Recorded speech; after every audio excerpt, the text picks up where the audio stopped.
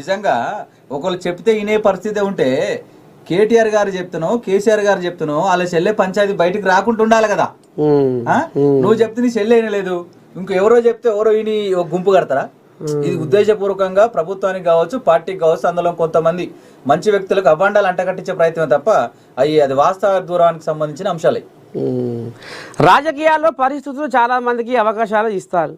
వాటిని నిలబెట్టుకొని నిజాయితీగా ప్రజలకు మేలు చేసిన వారే జనం గుండెల్లో నిలిచిపోతారు. తెలంగాణ రాజకీయాల్లో విలక్షణ రాజకీయ నేతగా, పరిణతితో వ్యవహరించే నేతగా పేరున్న పొంగులేటి శ్రీనివాసరెడ్డి మంత్రిగా తన సమర్థత చాటుతున్నారు.